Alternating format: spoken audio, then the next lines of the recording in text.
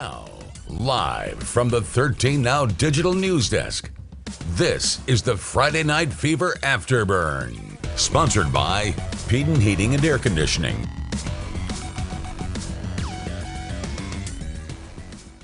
Welcome to Friday Night Fever Afterburn. Week 10 of the high school football season is in the books. We had a lot of big games tonight, some huge matchups with playoff implications, district titles, county titles. We're going to get into that. First, we're going to check in on all of the scores from tonight. Kaylee, take us through that first page. Well, first we have Port St. Joe visiting Blountstown. Blountstown, the number 1 seed tonight. They win 42-14 over the Sharks. Then Rutherford over at Bay. Bay picks up a big win, 34-0.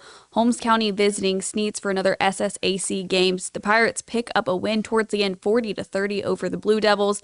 And Arnold hosted Rickards tonight. They pull away with a big win over the Marlins. 42-6 is that final.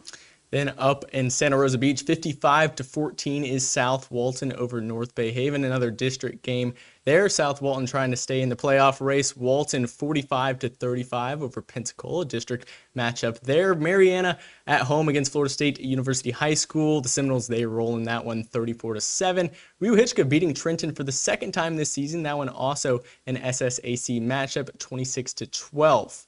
Franklin County hosting Petula Charter. Petula picks up a big 47-7 win. Freeport visiting the Graceville Tigers. They pick up a shutout 36-0. And Cottondale visits Vernon. They pick up a win 64-22 is that final. Then we got on Thursday night, 3 games last night. Bozeman picking up a 35-7 SSAC matchup over Liberty County. Mosley, after going up 21-7 on the road at Niceville. Niceville comes all the way storming back 28-21. The Eagles win the district title there. Then Chipley staying perfect 9-0 on the season. They beat Excel, another undefeated team up in Alabama, 28-12. So that is going to be all the matchups for tonight. Our game of the week up in Blountstown, 42-12 over Port St. Joe. But before we go to that, we're going to introduce a very special guest from Bay High School, Bay head coach Jeremy Brown. We want to welcome head coach Jeremy Brown to the show, coming off a big win over Rutherford. First time since 2004, Bay High has won a county and district title in the same season. Coach, first of all, congratulations on the win, and just tell us a little bit about the game tonight. Kind of a slow start, but then really got rolling in the second half. Yeah, Rutherford did they did a good job the first half. Took some things away from us that we'd been working on. We bobbled a few snaps, turned the ball over one time, but we felt like we were right where we needed to be. The kids were playing really well, winning at halftime, and their attitudes were really good, and we just went in and told them, we said, guys, you're whooping them up front on offense and defense. Just stay the course, keep believing. You got to take care of the football, you know what I mean, and execute, and we did that, and came away with the big win, and like you said, you win the district and the county in the same year, and it's pretty special, for the kids at Bay High. We told them after the game, that it's funny, these type of years, everybody talks about the head coach, and the head coach did this and the head coach did that, and I told the kids after the game, I didn't do anything. Y'all play these games. Y'all are out there doing everything we're coaching to do, and just hats off to them, man. Just really proud of this group, especially this senior class. They've been through so much the last 3 years, and just really happy for them that they went out there tonight and finished the deal and got the 2 championships in one night. So talk to me, you just talked about that senior class. One thing that I always, I saw on senior night and then again on homecoming tonight, all of your seniors marching out to start the field, to go out for the coin toss, a big group of seniors that you got there. This is, like you mentioned, a resilient bunch. They, just to be able to, stick around at Bay High School with a new head coach coming in and say, hey, this is where we want to stay. This is where we want to finish out our high school career. Could have transferred out. They chose to stay and clearly having a historic season. Just talk to me about that senior class and what you think they're capable of moving forward. Yeah, I think the first thing, that you have so much respect for that group is that they didn't transfer the last 3 years. And I think, a lot of credit for that has to go to Coach Bland. I think he did a great job after the hurricane, kind of keeping that thing together, building it back up, and making it somewhere that the kids wanted to stay and wanted to be. And, we've kind of came in this year and, we've kind of reaped the benefits of that. You know what I mean? I think a lot of times, a year like this, you inherit a really good football team with a lot of good players, and it's easy for coaches to come in and act like they waved this magic stick and all of a sudden they became good. But we're more, we're trying to stay humble and really just trying to give credit where credit's due. And Coach Bland gets a ton of the credit. The kids get a ton of the credit. They're the ones out there playing the games and staying loyal to each other and to the school and to the community. And man, just really, really proud. Like you said, it's a big group. And as much as you love coaching them, every time you see them walk out there together, you're like, oh goodness, what are we going to do next year? You know what I mean? But they're, it's just a great group, and we're just really proud of them. And I think moving forward, the sky's the limit for them. I mean, we're able to run the football. We can throw the football. We've been really solid against the run. We're, we're well rounded on offense and defense. Special teams came up huge tonight. A couple of onside kicks, fake field goals. So I feel like this group's able to put pressure on you in all three phases: offense, defense, and special teams. And I think teams that can do that, you can string along a couple of wins in the playoffs, and before you know it, you're playing on Thanksgiving, and you're sitting there maybe having a chance to play for a championship. And that's kind of what we've talked about with these guys, but taking 1 week at a time. You know what I mean? Just trying to be the best version of Bayhigh we can be every Friday night. Yeah, you kind of touched on it a little bit, but had that first week tough loss, and then just come through the remainder of the season, win after win after win. Kind of, what do you credit to the success of this team? Yeah, I think that first week, we didn't get to play a spring game, and we didn't have a kickoff classic, and that was the first actual game that those kids had played since the Northview game last year. And, so I think just that week, just kind of getting some of the kinks out. But I really feel like that game, the kids really started like, man, we can be pretty good. We didn't play great the first half. The second half, we moved the ball on offense. We shut them out on defense the second half. And, that led into the Arnold game. And I think, we kind of started understanding who we wanted to be on offense, and we realized on defense we were really athletic on defense. And then the next week, beating Mosley, not just beating Mosley, but really dominated the whole game. I mean, it was never really in question. You know what I mean? Offensive line, we dominated their defensive front. Defensively, it was really a 27-10 game. We gave up a kind of a busted play there on a scramble late in the game, but that's really when the kids started believing, like, man, we can really do this. And the thing I think we credit the most to the string of wins is they've been practicing really well. We start school every morning at 8:15, but our kids have to be there at 8 o'clock. They start working out 3 days a week. And they're getting there, and they're staying strong. We've been fairly healthy outside of your rolled ankles and bumps and bruises, knock on wood. And but then practice, you know what I mean? They're dialing in at practice, they're executing, and they're getting the most out of that time. And I've told them I've been fortunate as a head coach to win 2 state championships, and I told them every championship team I've ever coached, the one common denominator with all those teams is they were great practice teams. And we're still we're a work in progress there, but they're getting better each week at understanding how to practice at a championship level. Awesome, Coach. And just one more question, and we'll let you, get home, celebrate with your family, district county champions tonight. But, if somebody would have told you after that Enterprise game, you're sitting here at this point in the season, October 28th, your team has run the table and you're 1 win away from, finishing the season on a complete win streak, winning out from that first week, what would you have said? And what would you say to your guys to kind of, say like, hey, like, look what we've done. Like, look, listen, like you rallied around me, you rallied around your coaches, you rallied around each other. What would it, just kind of looking back from that week 1 up in Alabama to right now, what would you say are kind of the emotions to just kind of think about how far your team has progressed? Yeah, it's, and we were talking about it in the coach's office before I came down here, just really proud of the kids and how they, how they've handled winning. You know what I mean? Sometimes, I think in coaching, we talk so much about how losing can destroy a team from the inside out, and sometimes winning can do the same thing, because when you start winning, kids start getting selfish, and the kids start making it about themselves instead of making it about the team. And I think our coaches have done a great job of keeping the kids grounded. The kids have done a great job of just, hey, we want to win. We tell the kids all the time, the ball doesn't care who scores a touchdown or who makes the tackle. You know what I mean? We just want to make it.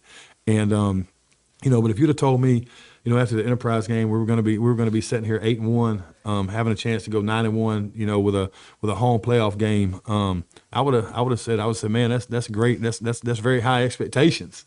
You know what I mean? But we knew we had a chance to have a really good team. You know what I mean? But we also knew early in the season, we had a couple of tough games. Midway through the season, you get South Walton, who's all, they score a lot of points, and we were able to shut them out. And and then you talk about next week. The team next week might be the best team on our schedule. They might be the best team we played all year, outside of maybe Mosley. You know what I mean? But I think that's a good.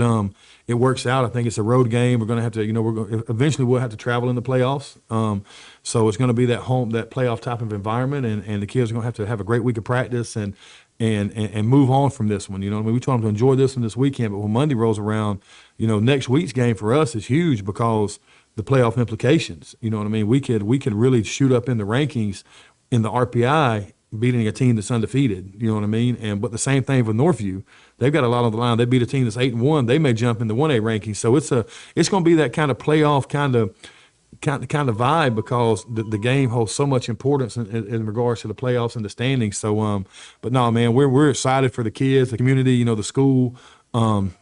It's so funny in football. Anytime your football team's good, the school seems to be better. And the culture of the school has changed, and just the kids and the support, and it was our side was packed tonight, and man, it was just being a Bay High alum and seeing things how it used to be. It's just, man, it's been really humbling, but very gratifying, and just like I said, I'm just proud of the kids. You know what I mean? I mean, they're the ones that have made the sacrifice, and man, just I can't talk about them enough.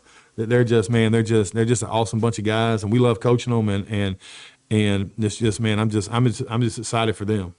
Awesome, Coach. Well, we want to congratulate you once again. Thank you for coming down. And this is a huge game. Obviously, anytime you play Rutherford, it's a big rivalry game. But to get the job done with the county district title, congratulations once again. One more game, you guys could win out the rest of the regular season. But thanking Coach Jeremy Brown for coming in tonight. Appreciate We're going to get into the rest of the scores and see all of the matchups from around the Panhandle coming up soon. But we're going to talk about Blountstown and Port St. Joe. Kaylee, take us to that game of the week matchup, a 42-14 win over St. Joe. Yeah, Port St. Joe picked up the win the first time of the season. They were at home at that game. At Blountstown at home this week, and they were really wanting that win. I mean, coming out 42-12 and 14, insane for them. So nothing could really happen for the Sharks on offense. They were really struggling. They have so many weapons, but just couldn't make anything happen. And, Josh Pope threw a couple interceptions, but he still had a really good game, like just kind of risking it all, which is the mentality you want of your player. A lot of flags in this game, like the game earlier in the season, and there's a lot of tension. These are two teams that really won it all. A big rivalry here. So, it was a little bit of a rough game for Port St. Joe. Their defense stepped up for the most part in the first half while I was there. Blountstown able to kind of roll away in the second half. Not sure what happened there, but, a tough loss for Port St. Joe. But, these two teams will probably see each other again in the postseason. So it'll be interesting to see kind of how that third game between these two in the playoffs kind of happens out. Elam Johnson, too, big game for him. When I was there, he scored both the touchdowns that I saw. So really stepping up in that senior role. Very big game for Elam Johnson. He had 12 carries for 129 yards, 2 scores, average of 10.8 yards a carry. Then we had Amarion Hover. He had 65 yards rushing, a score. We had another one, Tristan Jones, with 30 yards and a score. So all those running backs really sharing the wealth tonight. And we talked about, a lot of people surprised, why is Blountstown the 1 seed? Why is St. Joe, the 2 seed after beating Blountstown? Well, strength of schedule. You see, guys like Jordan Pride coming back, like you mentioned. This Blountstown team, they have 4 losses, but clearly they're in good standing as far as they looked very good 1A tonight. goes. Very, very good. This is going to boost them up the rankings a bit. Poor St. Joe, still a quality loss here. They're going to have to regroup heading into the tail end of the season. But a very big game over there for Blountstown. Yeah. I know those Tigers fans are excited. John Brock says these teams did not like each other, and it was evident. Yep, definitely evident. But kind of these matchups, there's always going to be that high tension, that anger, all that passion, all those emotions involved. We're, like you mentioned, going to check in with those comments. We got to go Chipley Tigers. Again, that game last night, Chipley staying undefeated. The Tigers 9-0 on the year. Got a way to refocus Blountstown. That's right. Whenever you bounce back and beat a team like St. Joe, that is phenomenal job there. Josh Pope back. Yes, last time the two squared off, the quarterback, injured, not able to, finish out that game over there. We got a way to go. Weewall, that is right. Weewall, I would, wager to say that Weewall has secured themselves a spot in the playoffs. Another win over Trenton tonight. They're going to probably get in over in that second region. Bluntstown and Port St. Joe both winning a game, like you said. Could really see them in the third round of the playoffs. And yes, they do not like each other. Congratulations, Coach Brown. That's right, Coach Jeremy Brown. We want to once again thank him for coming in because that was a phenomenal job for Bay High this season. We are going to take a look at that game real quick. We already kind of got all the highlights while Coach Brown was here. But again, this one, slow start for Bay. That's kind of been their theme this year, but then they carried away in the second half. That defense is just too much. Rutherford, they gave it their all. Those Shermer twins, they did their absolute best. They were making diving stops. They were making plays all over the field. I saw, little Roman Holmes, that guy, he looks like he doesn't belong out there, from a distance. Then you see him play and you're like, not only does he belong out here, but he's one of the best players on the field at all times. For Bay getting the job done. Any surprise here with this one, a 34-0 shutout? I think a lot of people saw this coming, but any surprise here from you? Yeah, no, I mean, definitely expected. But I think, Rutherford, that's a team that hasn't given up at all this season. They've had a couple tough losses, a tough schedule, but, they put their all out every week, and I think that is just the most important thing, and it's just nice to see their hard work every week. Well, again, congratulations to Bay High districts and county champs. Another very big one tonight. This one close to our game of the week. It was our game of the week earlier this season. Sneed's hosting Holmes County. Holmes County, they came out strong. They came out with a big lead. Sneed's ends up winning. But what did you think of this matchup here? Holmes County coming out on top early. You kind of talked about it. Holmes County wanting revenge this week, and they certainly showed that in the first half. Holmes County is a very tough team. They're very dominant.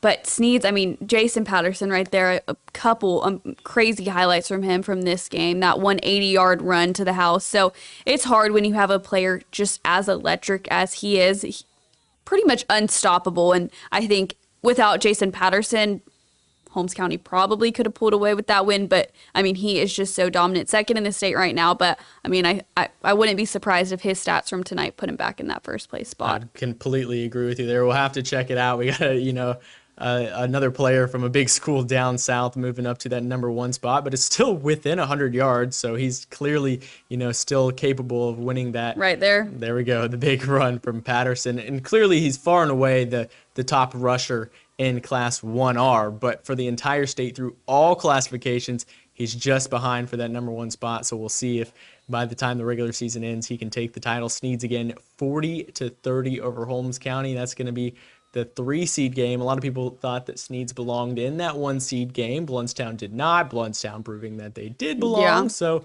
it's kind of hard to tell, but we're going to see all three of those teams in playoffs. Holmes County included 4. So we'll kind of see how that goes. Yeah, forward. It would have been interesting, though, to see, how Port St. Joe not having their strongest performance tonight and Sneed's having a close one to Holmes County, how if those two teams, Sneed's and Port St. Joe matched up, kind of how that game would have looked, just because, just a thought.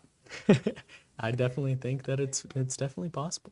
Yeah. So, again, let's not forget Liberty County and Sneed's advance to the region final tonight. That's in volleyball.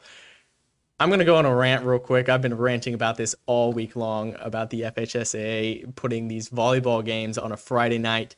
Honestly, terrible, terrible decision. We would have loved to have been at every single one of those matches tonight. Chipley playing tonight, Liberty County, Bozeman, Sneed's, South Walton over in Jacksonville. They got the win.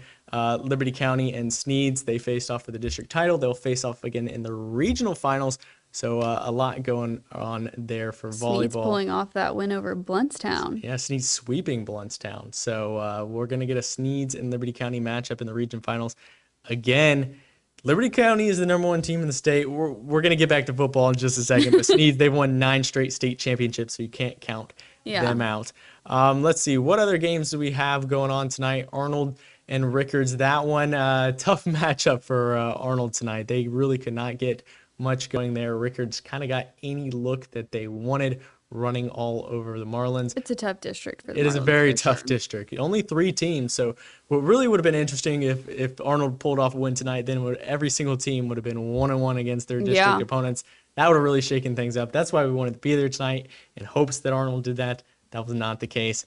South Walton again cruising over North Bay Haven. Walton, a 10-point win over Pensacola. Picking up Florida their State. first district That's win. right, their first district win. They're 0-2 coming in tonight. Like we mentioned, Weewahishka. We got some Gators fans in the chat. Go Gators. They are probably, like I mentioned, going to be in the playoffs. Thursday night, we had some interesting games. Well, before we get, we'll get to Thursday night. Bozeman, a 35-7 win over Liberty County, their second time this season. What did you think of that game?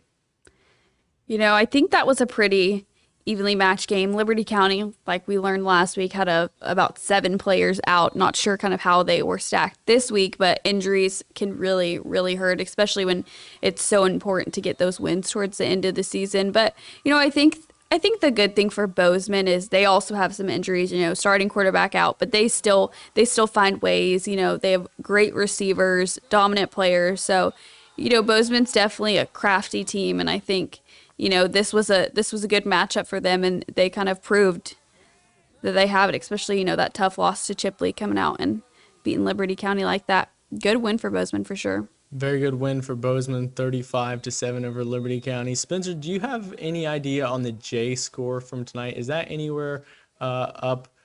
Because Bozeman is right on the border with J. That is going to be kind of the deciding, if Bozeman wins, if J wins, how is that going to go? Right now, Bozeman with a win, they're keeping their playoff hopes alive. I think with the J loss, that would secure their playoff hopes, but next week they're going to need to get the win to really secure it. And then Mosley and Niceville will let you know if we get that J score. Looks like Jay lost. So if that is the case, if Jay did in fact lose tonight, then that would put Bozeman on the inside, Jay on the outside, Bozeman holding on to that playoff spot. So we'll see how that pans out this upcoming week with the new rankings. But another game we are going to talk about, a heartbreaker last night. You were over in Niceville for this one. Talk me through this Mosley and Niceville game that we had last night on a Thursday night. Yeah, obviously there was a lot on the line. Head coaches used to coach at Niceville. A bunch of coaching staff from Mosley used to coach at Niceville. So there was a lot of tension in every area. But, I think Mosley really, really came out and kind of proved that they're a team. They're a great team. There's plenty of great talent on this team. A little bit of struggles. Niceville definitely put on the pressure for the Dolphins. That hurt them a lot. Sammy Freitas, he got tried to throw a little quick sometimes, just got kind of lost in it, and his teammates were there on the sideline. Just think about it, calm down, take a breath. But he was so quick with it and was able to execute on a number of those plays. When you have talent like Isaac Paul, Randy Pittman, Cree Ross, Chima, it's just... there's so much talent on this team. It's so hard to see losses like that. Crazy catches. The one with Cree Ross at the beginning of the game was left everyone speechless. Everyone was coming up to me on the sideline. Did you get that? Did you get that? Did you get that? And I was pretty sure I did, but I was worried. So I was like, I hope I did. I hope I got that, because that was definitely a play. And, it was insane over there. Like you said, band on the field, massive student section. The whole student section was wearing Halloween costumes, fans everywhere. It was an insane place to be on a Thursday night. You can see the packed stands. So it was impressive for Mosley. I wish they could have pulled off that win. It would have been so awesome if they were able to, but I think they really, held their own, especially in the first half. They really dominated the first half, going up 21-7. And the first quarter of this game was just the 2 drives for each side, and the second quarter started with the Niceville score. So very slow start to it, slowly moving that ball down the field, but I think Mosley did, even though they lost, they looked very impressive. They're very cohesive. You can see everything starting to connect with them for sure. Right. And, again, just this one really, I know, hurts when you go up 2 scores. Yeah. It's the thrill of victory and the agony of defeat, because, Mosley, they're just really just hurting heading back home last night. I know that's got to be a tough bus ride, but Niceville, they're champions. They've scored 21 straight points. They're district champs. It's really tough to see it go that way. But if Mosley would have got this win, their season's completely redefined. They're district champions for back-to-back years. They pick up a showcase win. Unfortunately, that was not the case. I still think Mosley, with that, quality loss, we never really want to say quality loss, but that's a quality loss. A 7-point loss to Niceville. I think that's still going to keep them in the playoff spot. We'll have to wait and see till this week. But again, Mosley, a tough loss over there to Niceville. I see Liberty County had about 10 guys out this week, including their quarterback and middle linebacker. That is correct. Yeah. Rylan Roddenberry out, McSpadden in, the sophomore, taking over the job. And it was tough because Bozeman has a young secondary, and they weren't really able to take advantage of it as much as if they had Rylan Roddenberry, the senior, in there.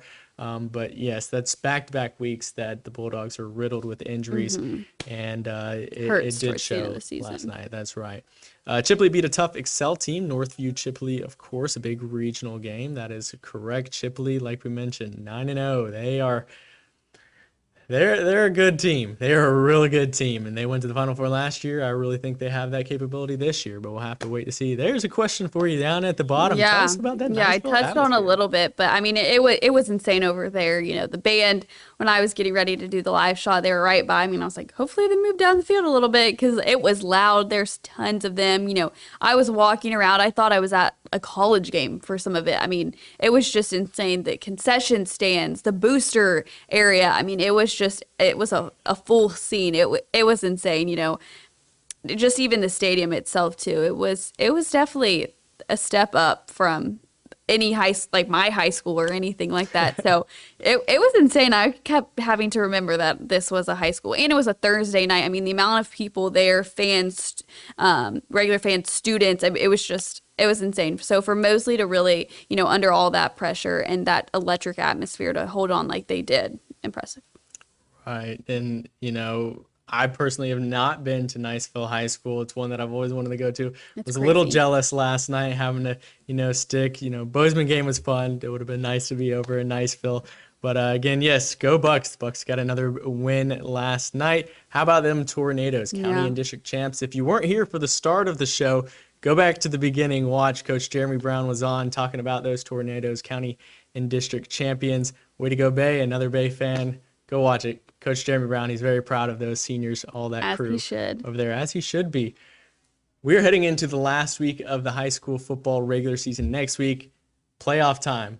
We're 1 week away from knowing, after next week's matchups, who's going to be in, who's going to be out. Yeah. What do you think as we go forward? Who are those teams that you're really watching out for? Well, first of all, I'm as excited as I am for the playoffs, and, there's just so much excitement with it. I'm so sad that we're already so far into the season. It's just been flying by. So it'll be exciting to get into the playoffs, but I don't ever want Friday Night Lights to end. So excited for the next couple weeks. But, Sneed's had a close one tonight. They pulled away. I think that was a big game for them. Bluntstown, your kind of sleeper team, and they definitely pulled away, dominating at home, dominating Port St. Joe, who had a good win over them earlier in the season. Chipley, also a good team. They had a lot of questions around if they were a good team or if they just had an easy schedule. I think the last couple weeks they've kind of proved that they are a good team. They are a dominant team. I think everything will show in the playoffs as well. But none of these teams have really given up, which is exciting to see. And, everyone does have a chance at the playoffs. And so them just continuing to just push it out and prove that each team is a contender is just exciting to see. I mean, Holmes County is kind of really evident of that tonight too, just really putting their all out there and so close to it. So. No, and like you mentioned, my dark horse, I called it last week, Bluntstown, my dark horse this year, really kind of showing out this week. But, I never thought I'd get to the point where I know more about high school football than I know about NFL football, college football. Yeah. That's clearly the case. If you follow anything to do with our pro football challenge or anything like that, yeah. I've been abysmal this year. So I know more about high school football. Well, I'm behind you, so what does that make me? It's tough out there. But yeah, next man up either way. Bozeman, they have some quarterbacks that are out as well. Peyton Gay, one of the best quarterbacks in the Panhandle, he was out. He's out for the year. That's definitely tough. Bozeman is next man up as well. So like we mentioned, a lot of injuries on both sides, but that is going to do it for us this week. Week 10 is in the books. Next week, the final week of the high school football regular season. Go over to our Facebook page, Friday Night Fever Fan Zone. Let us know where you want the game of the week. There's a lot of good matchups next week. Go throw a comment. Let us know. We'll see what we can do as far as that goes. But until next week, week 10 is in the books. We'll see you on week 11.